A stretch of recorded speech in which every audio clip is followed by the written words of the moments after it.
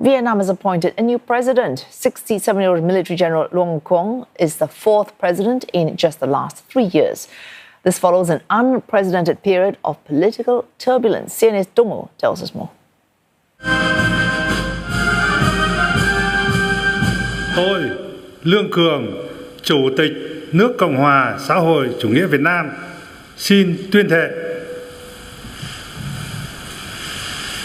tuyệt đối trung thành với Tổ quốc, với nhân dân, với hiến pháp nước Cộng hòa xã hội chủ nghĩa Việt Nam, nỗ lực phấn đấu hoàn thành tốt nhiệm vụ được Đảng, Nhà nước và nhân dân giao phó.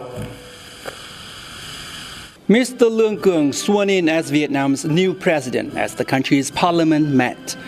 Before the promotion, he was the secretary of the party's Central Committee, the fourth highest position in the hierarchy of Vietnam's governing Communist Party. The 67-year-old is a military general who was at the pinnacle of the military's politics before his rise among the ranks of the governing elite. And observers expect his appointment to herald in a new period before the party's all-important Congress in 2026. So I think with the elevation of General Luong Cuong, Vietnamese politics will move to a relatively stable period in anticipation of the party Congress in 2026.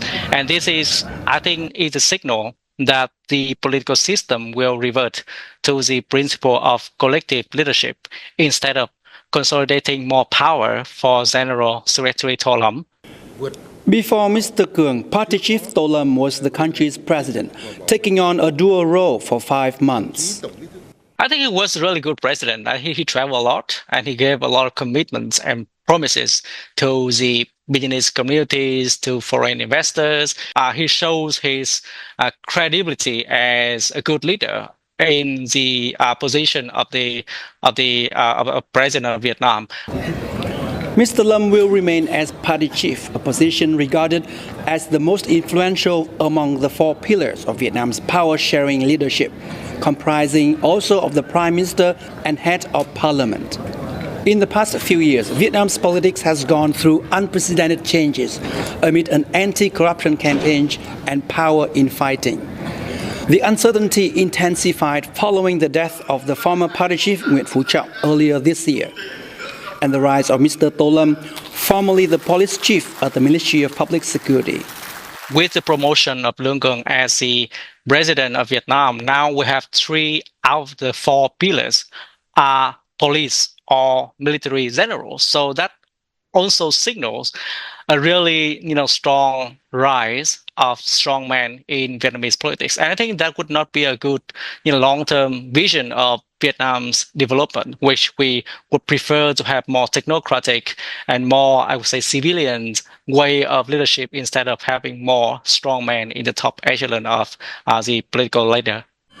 With Mr. Cuong taking over as president, Vietnam is set to usher in changes in other positions, including his former role as secretary for the party's Central Committee.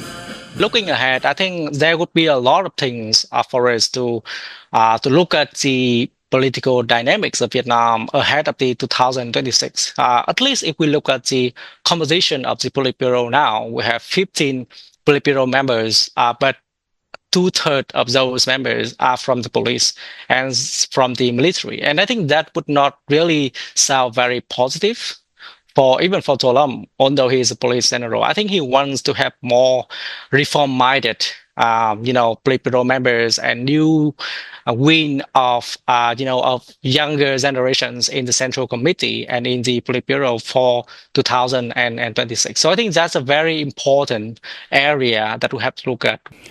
At the parliament session today, the party's top leadership vowed to carry out institutional reforms and seize economic growth for the country.